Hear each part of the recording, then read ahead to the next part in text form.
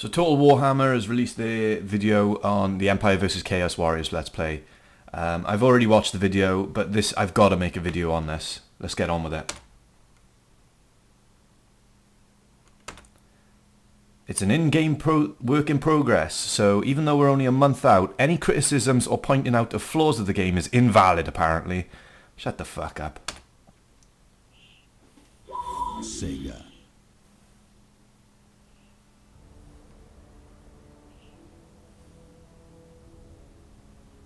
Hello all and welcome to another video for Total War Warhammer. My name is Joey Dalton and I'm joined by Darren McNally, who has played through this battle as the Empire versus the Chaos Warriors. And Darren, tell us a little bit about this map, where we are and what you're doing. Alright, so we're up in the northern areas of Norska, and we're defending as Empire against the Chaos Warriors.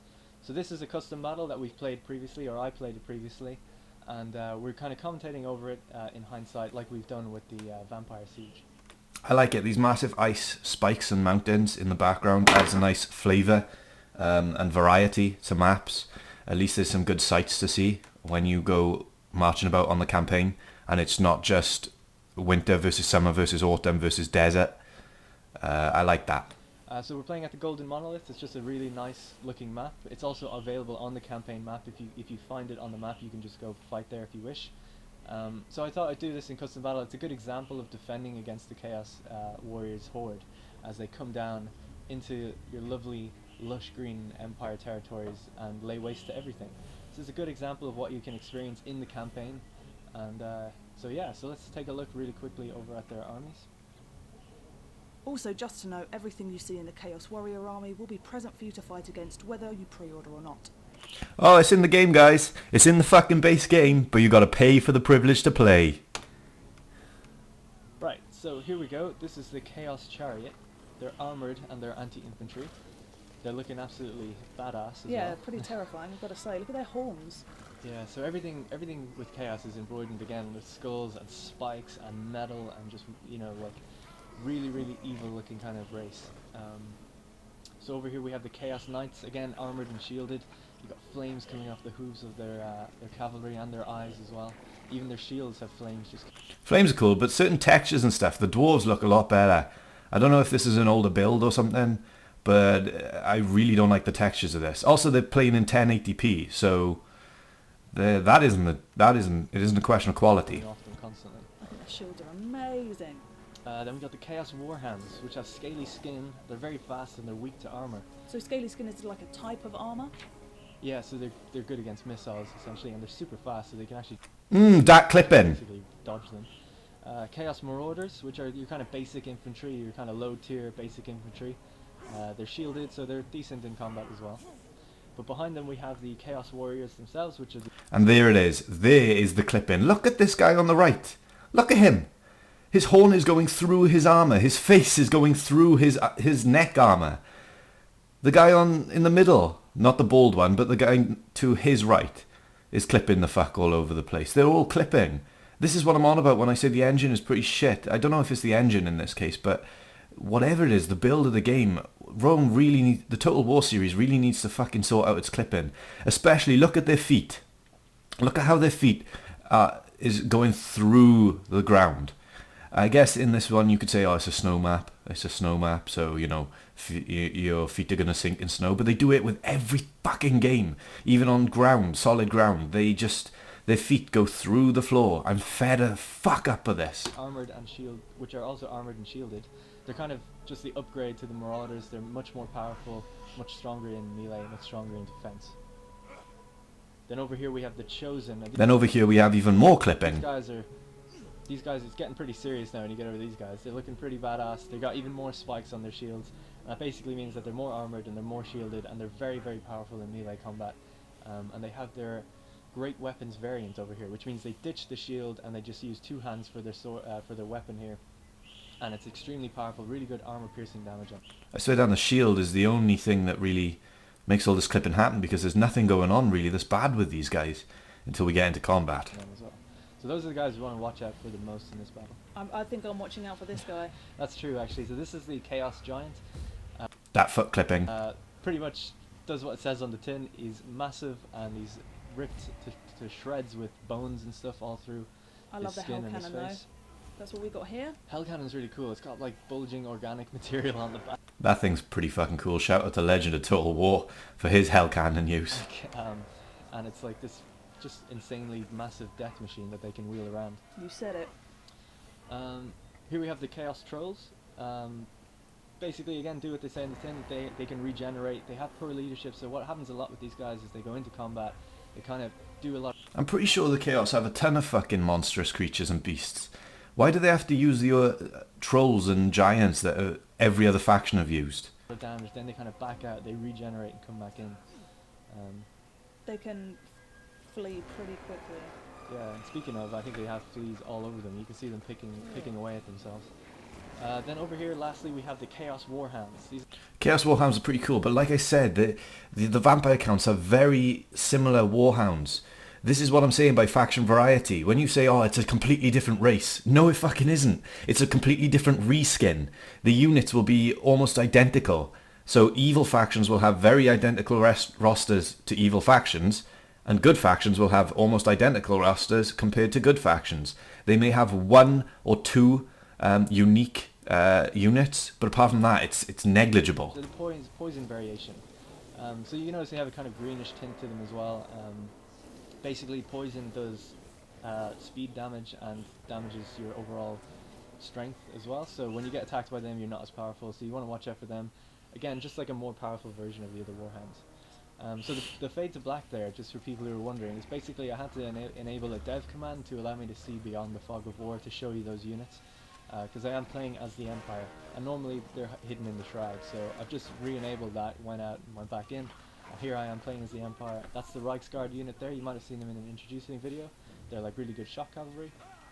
And then I just have some spears on the flanks. These are just spearmen. I'm really not a fan of these textures. They're really fucking ugly. I think their anti-aliasing is really down low because that's the only thing that can explain it. I really hope they improve the AA later on, hopefully in the next month or so. Pretty basic infantry unit. It's worth mentioning we've got Karl Franz fighting this battle, which we'll get to in a second, against Archaon the Everchosen. And a Celestial Wizard down here as well. Celestial Wizard that you might have noticed from Blackfire Pass on the announced trailer that we did a long time ago. And Karl Franz riding Deathclaw up here. I always think Deathclaw's really cute from behind because you can see his little paws. He's not meant to be cute. No, he's ferocious. He's got claws on the front. He is ferocious and very menacing. Yeah. So Karl Franz has got his emblem embroidered on him as well, and on his breastplate. So over to the army then, we've just got more sword infantry on the left. I don't like this colour scheme either. I don't get why they've changed it from blood red to very dull maroon and white. They did the same thing with the Rome in the Siege of Carthage demo. They changed it from a very blood red to kind of a dull maroon colour. I prefer in the Rome's case, it kind of made sense historically as they had to provide their own outfit in. But in this one, it shouldn't. It's standard uniform at this point, and I'd like a blood red Empire. Hopefully, this is alluding to a army painter. We've got great, or at least a seasonal / region outfitting change for the armies. Swords, which will move over into the center. These are like the really high tier unit. You know, they're called great for a reason. They're basically the best you can get. They're very, very powerful high tier sword infantry, and I put them in my front line to really hold off the Chaos Warriors invasion of, like, you know, the Chosen and the really high tier infantry that they're going to throw at me. Then we have the Halberdiers. That's right. Which is another Empire unit. Basically another high tier Empire unit that's really good against anti-large, so they're perfect for fighting the giant or the trolls or any kind of cavalry as well. So here we have the Hellblaster volley gun. Look at that face. Look at those faces. They must be playing on a lower graphics setting, or they've done a Ubisoft and suddenly put in a graphical downgrade. Which essentially has like 9 barrels on it. It's kind of fires like almost like a minigun. And It's then short range, right? Very short range. And then we have the opposite to that, which is the Hellstorm rocket battery, which is like very long range, but does a lot of splash damage. So one is very focused and short range, one is very long and splashy, essentially. Is And it then- handgunners? Yep, These are the handgunners. Then I've got 2 of these at the back, just kind of firing over the artillery as they get close. They're just in range of my front line as well, so they can fire on any large monsters that are in the front lines as well to weaken them. It's one of my favourites here. It's the Luminarch of ahhhs. Yeah, it looks absolutely gorgeous as well. Got the little dude holding the scroll and his candle, and the other guy holding the ball. I think, yes, you need someone to hold a candle at the front. Yeah, well, you know. Well, actually, they have candles on the horses as well. I was going to say, you can't just let anybody It's take them. very important. Yeah. Equines for all your candle holding purposes. So we've got more spearmen then on the flanks, so I've just kind of gone for a nice balanced build here. We've got a Pegasus with a light wizard on top. So we'll get to some of his spells throughout the battle, but we've never seen a light wizard before, I don't think, and they're very, very powerful. They're kind of more used for like buffing and using hexes more than direct damage spells, but we'll get to that. And then my favourite unit, which is the Demigryph Knights, out in the woods. They're actually hidden over here. Again, look at the clipping on their rein trimmings, on the little white flags on their rein. It's clipping through their armour. They've also, the detail is kind of looking a bit downgraded They're in comparison to the Battle of the Blackfire Pass. very heavy shot cavalry, very good, probably the best shot cavalry you can get, but they're very slow. And they look absolutely brilliant with their shields that are actually like Demigryph shields and stuff. It looks really, really nice. So do you have a strategy here with this, or are you just kind of going to play Yeah, fucking lose on purpose to make the AI look better. reactionary and see what is going to come at you? I love Darren, but seriously, he's a way better Total War player than this. So I did play reactionary, basically, and we'll see that they throw some things my way that you just cannot plan for. But what I'm doing here is keeping my artillery back. I am downhill, which is a problem, but even if I deploy at the front, I'm still going to be fighting downhill, and I can't move my artillery anywhere, really. And I didn't want to just bunch up completely on the left side, you know, I wanted to go for like a nice, aesthetically pleasing battle as well. So just for those of you who are going to say, like, you should have been on the left or up the hills, I thought about it, but I thought I could do better from down here. Alright, here we go. Here is where I want to show you where this game all fucking falls apart. So Joey mentioned it earlier, but it's worth mentioning just one more time. So every unit that you see that we're playing against or with is in the base game, whether you own any DLC or not. This is what your game will be like when you're playing against the Hell Cannon Blasters are really fucking cool. Chaos Warriors. However, if you do pre-order or you get the DLC after release, you will get access to play as Chaos Warriors and get some extra additional units and some legendary lords. That is correct, and we're kind of kick-starting the combat here with, well, a lot of artillery fire. Yes. At least the Hell Cannon's artillery fire is pretty accurate, in that it's inaccurate. So the rocket battery is firing away, and they're firing their Hell Cannons at me as they move up their chariots and their giant and keeping their army kind of together as they move around the monolith. Yeah, but the giant's in no rush. Look at him. No, he's just chill. He's just casually walking along. I think he just got smacked by one of the volleys. So it looks fantastic. The flame trails coming out of the Chaos Knights. I love that. The sounds are amazing as well. The sounds of the Hell Cannon screaming Are you starting to see what's wrong here? as it goes by. I believe it's like souls or something trapped in each blast. Turning souls into crackling bolts of energy. Yeah, so you can kind of hear them whistling and screaming as they It's go not by. very nice, is it? Speaking of not very nice, this wasn't very nice. Arcane has casted a burning head. And a flamestorm. And a flamestorm, almost one after the other straight away, which is absolutely tearing up my front line. So I guess he didn't like me tearing up his front line with my artillery, so he just... What the fuck is the AI doing? Oh my god. What the fuck is this? Look at this. This is what I'm trying to say. This is why I'm skeptical. Look at that AI blobbing. Not even in the combat, but just in the way they move and move and maneuver their armies. It's just a complete fucking blob and a headlong rush towards your lines. went and did the same to me. But he did a lot of damage. One of my best units, the Halberdiers, has lost almost 50 guys, I think. So that's quite... Look at it. They are making no attempt to form a line. They are making no attempt to create openings in Darren's lines. They are just going for a straight headlong rush into certain units that have been either prioritized or targeted. You know, certain high level units have been targeted, and it's just a fucking bum rush to that unit. And then cavalry will flank, but you know that's nothing new. Attila can do that. Quite a significant So problem. what are you casting there? So I'm casting the Net of Amuntok, which is a 10 They practically walked into that fucking trap spell. second hex that stops everybody in their tracks. Nobody in that zone can move. So that allowed me to gave myself time to fire on the giant, and that's the reason I did it there. Basically to slow them down so that some units hit my front line, that they don't all hit it at once, and allows me to get more shots in before they do.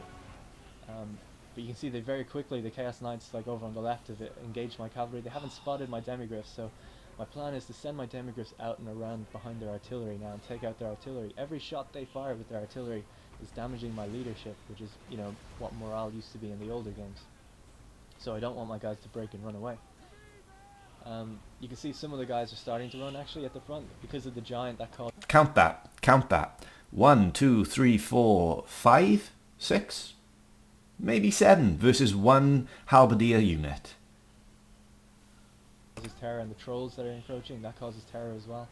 So I brought Carl Franz up to use Stand Your Ground, which is basically just gives you an instant area of... Oh no, the AI is now... See, this is what I'm on about. The AI has now found the Demigryph Knights, prioritised them as the most high value target, and sent 1, 2, 3, 4, 5 units to go bum rush it. This AI is going to be possibly the most easily manipulated AI yet. All you've got to do is get a unit of Demigryph Knights, run it around in a circle, cue the Benny fucking Hill theme, and then just demolish the rest of the army with yours. Leadership buff, and also enhances defense and melee attacks. It's very, very strong. And you can use it over and over and over again after like a cooldown period. It doesn't affect the winds of magic. Oh, you've got the Comet of Cassandra coming down. So they were quite bunched up. I think they have a metal sorcerer in their army, and they were doing something. I'm not too sure what it was actually, but you can see the VFX. But they all bunched up when they cast that ability, obviously to get the area of effect. But it was an opportune time. The cavalry size of the Demigryph Knights is actually really fucking small as well. Only 24 units. It's going to need to be more than that. For my Celestial Wizard of Fire. Now their giant is actually broke and started to run away, but he could reform. So I got my Luminarch to fire on him. Oh. And it was a perfect hit. I think it actually brought him down to like 1 HP or something, and then 1 bullet knocked him down from one of my gunners. So that was really good. That was nice. So you only seem to have 1, maybe 2 units routing. I think one's come back to you now. Yeah, so they're just routing. Hopefully, like these units that have like 40 in them that are running away, they should come back if they just get clear of the engagement for a while. So it's going okay. You know, it's going alright. We're holding our line here. Our spells have kicked off right. So I don't know how you've done. I'm quite intrigued to see what the result well, of this I don't want battle to is. spoil it. Notice how he hasn't committed any more units to his front line. He hasn't done any flanking attempts yet. He'll do 1 pretty poor flanking attempt with a depleted Demigryph unit, but he's not playing the best he can. So we'll just have to wait and see. But Well, so far you're doing pretty well. doing okay. I wouldn't. Yeah, it's quite tough. You know, I'm losing in some areas, winning in some others. Everybody's engaged somewhere, and the guys that are breaking, I'm trying to like reform them as quick as I can and bring them back in. My Demigryphs now have just engaged their artillery, so hopefully their artillery will now be offline. You can see them out there. Yeah, one of them's actually gone. The other one's just about to go as well. Excellent. So you've used your Demigryph just to wipe them out. Oh, chariots in the rear. That was a massive charge. So chariots have like insanely good, you know, like charge bonuses that just throw your units around. But there's only 4 in a unit, so. Oh, here I was actually really worried that Arcane was chasing down my Celestial Wizard. He looks very afraid. Yeah, he's going straight for him, and he actually like kicks him. Again, look how easily manipulated the enemy leader is. You just get an Arcane on Wizard, aka a high priority unit, and you can just run him and completely separate him from the rest of the army. I know he's powerful, but god damn, he's not going to do very well again if Darren threw that spear unit and 2 sets of pistoliers at him. Into the ground as well, so he's in a spot of trouble, I would say. So I'm getting my gunners to fire on Archaon as much as I can. Their knights seem to have gotten the better of me over there as well. They're kind of now pushing into the center from behind, which is really, really dangerous. That is a bold move from Archaon, just to come directly in, but... So it is, but he's much better than a wizard, you know, in combat. He's got a massive flame sword. So in these lines here, in these combat zones, it's kind of a no man's land. I don't know if I like that or if I hate it. I genuinely don't. I don't think real combat would go like that. Also, I swear down I'm noticing some 1v1 duels and kill moves. So I was trying to quickly activate his chain lightning vortex spell before he died, because I have a lot of winds of magic and that's a very powerful spell. And I just managed to get it off before he kind of routed. So usually when you're in combat, it's very difficult to enable spells. That's why I had to click it a few times, and it did a good amount of damage, but then it kind of spooled off into the distance and didn't really hit anybody. So I brought my Celestial Wizard in and tried to activate his one, which is Banishments, which is just another vortex. Same thing kind of happened. You can see it in the distance there. It soaked up some units. It kind of pulls them up towards it, like the similar to the Purple Sun. Well, the vortex spells are very good against multiple units, especially in that kind of setup that you had there, where there's many units all piled in. Yeah, so I'm getting a bit worried at this point. A lot of areas are starting to break, but they're still kind of bunching up. So I activated those 2 vortexes really as a last-ditch effort to kind of annihilate that section. But they didn't quite go as well as they could have. They kind of, as opposed to the Flamestorm, which ran through my front line, my one kind of hit them initially and then moved off into nothing. And yeah, that combat is definitely very similar to Rome. So many units that are just running away now, and they're trying to see who's available and bring them all back in. It's really, really not looking good at this point. You have 6-7 routing units? Oh no! Yeah, and some of them, I've lost some units, so some are completely dead. Yeah, the thing is with the flying monsters as well. Again, I can see why you'd have them land and smash up, but I'd also like to see strafe runs. Why can't we have strafe runs? They obviously have the animation where what are they called? Not the demigriffs. Whatever, his mount can fly down, fly down and land. When it lands, it'll knock over a bunch of enemies. But why can't they just then make it go so he flies up, and that creates a knockdown effect, and maybe you can use your artillery or your skirmishers to fuck them up while they're down. Having the general only on a flying mount only be able to engage combat completely on the ground and completely vulnerable doesn't really make any sense to me. And how do you get him back in the air? What is the point of having a flying unit if all it can do is land and fight? Never coming back, and it's hard to micro, like trying to zoom in and show the combat as well as micro. My demigriffs are out in the distance, not even doing anything, so I'm bringing them into the fight as quick as I can. Getting my Celestial Wizard, who has gotten away, and trying to kill Archaon, so casting a Wind Blast on him, but I actually kind of miss, and I hit the units behind him. Well, he's dead now. Yeah, so he's been chased again. I mean, Archaon has a serious problem with my Celestial Wizard. He's going to take him down. So I'm trying to focus everything on it. I'm turning my Luminarch actually to face him as well. If I could get a good shot off an Archaon, it might actually turn the tide as well. So your demigriffs are kind of coming in there, which is good. They're downhill. Yeah, they're kind of going downhill, hitting the Marauders as well. Kofranz I'm trying to pull him out of the combat now because he's kind of surrounded. Pulling all my sword infantry and spear infantry back into the center as much as I can. But it's not looking good. I mean, at this point, it's really like I don't see a way I can win. Darren, no. I've been quite outmatched. Now, full disclosure. Yeah, there's not really much else to say on this video after that point. What I will say is, it sounds like I'm being mostly negative, which I am. To give credit to the game, it does have some really fucking nice animation, some unit models, even though in this video the textures look really shitty. And the effort they're putting into the effects of things like the hell cannons and the monstrous creatures, fucking ace. But at the same time, like I said, this is why I'm skeptical. This exact video here is why I'm skeptical of such fuckery that's going on. And it's why I'm definitely not pre-ordering. I do not want to incentivize ripping factions out and reselling them to you after already paying full price for the base game. And also, there's too many flaws here that I've just pointed out now. There's too many flaws. You can go ahead and be like, yeah, well, CA said, here it is in the fucking video. Here it is, straight away. Yeah. Thank you.